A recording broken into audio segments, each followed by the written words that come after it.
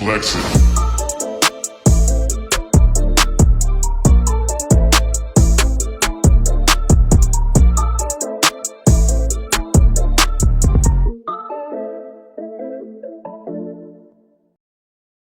My personal shoulder workout. Let's start with leaning dumbbell raises. Leaning dumbbell raises is my favorite workout for middle delts, and I've been doing this for years and effective naman siya para sa akin. Ewan ko lang para sa inyo. So bago tayo mag-start, dapat lagi yung tatandaan na dapat nandun yung tension, muscle-mind connection, proper execution, and proper form. Always remember quality over quantity. Aanuhin nyo yung maraming reps kung mali naman yung form nyo, kung wala din naman yung tension, or hindi nyo din naman natatarget yung muscle fiber na gusto nyo i-target. Makes sense, di ba? Kaya always to make sure na tama yung form bago kayo mag-execute. Kasi most of the common lifters, yung iba, liftan lang lift, ego lifting, pero wala naman nakihit talagang muscle fiber. Para malaman nyo kung tama yung ginagawa nyo is mararamdaman nyo yung tension or yung init sa muscle fiber na hinihit nyo. So enough with the intros, let's do this. Leaning dumbbell raises, 6 to 12 repetition, 5 sets.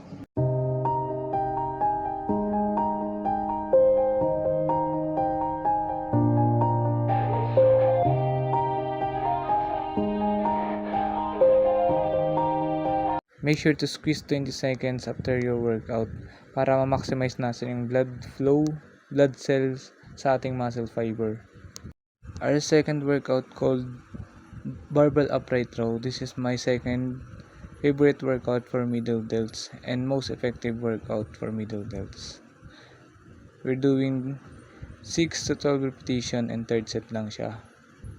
Kasi ang mga muscle fibers natin guys, may mga repetition lang na required. Like sa bigger muscle 120 repetition lang. Then sa smaller, 30 to 60 repetition lang.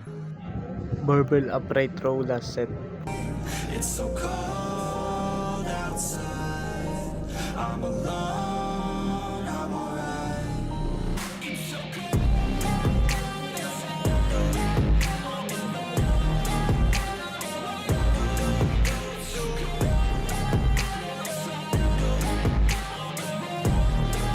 Third workout is called front alternate dumbbell raise. Ito nga pala guys, ang proper form nito guys is dapat yung scapula mo is nasa likod. Then dapat nakalock lang siya. Ang gagalaw lang is yung front delts mo. Alalay lang yung forearm and wrist. And let's do 6 to 20 repetition, 5 sets. Medyo papasword na natin ng konti para hindi na tayo nakaka-time consuming. Then proceed tayo sa next workout.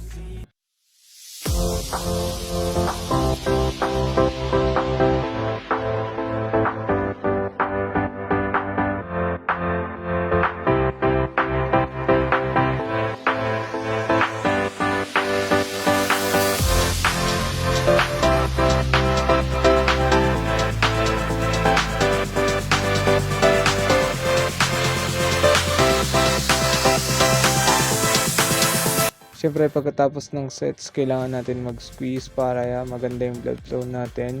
Yung muscle fiber natin, nandun lahat yung blood cells. Just don't fight the pace, ganyan talaga guys kasi siyempre mainit. Masakit sa muscle, pero kailangan natin yung tiisin para lumaki ang ating muscle. Fourth workout, this workout called cable pullover that targets the real delts of the shoulder.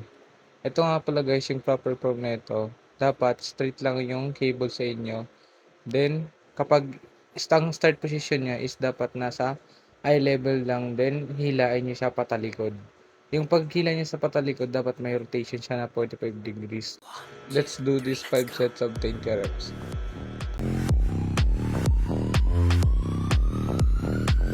Then, squeeze after set for 20 seconds. So makita niyo dito guys, nakapump na yung real delts niya. Ipapakita ko sa inyo kung ano ang real delts. Ito guys, yung sa likod ng shoulder. Front, middle, and rear.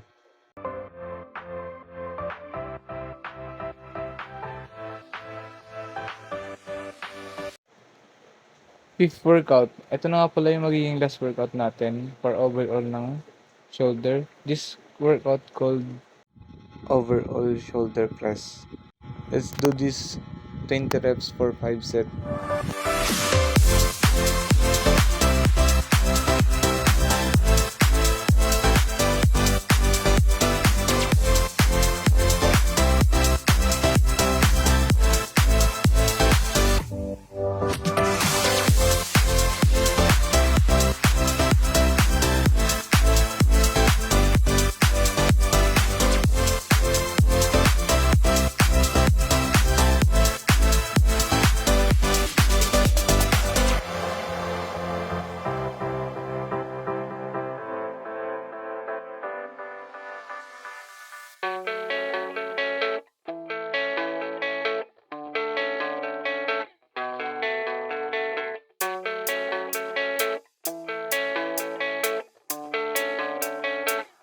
Yeah, I don't believe in destiny, I just do what's best for me. Don't listen to my enemies, they're just full of jealousy.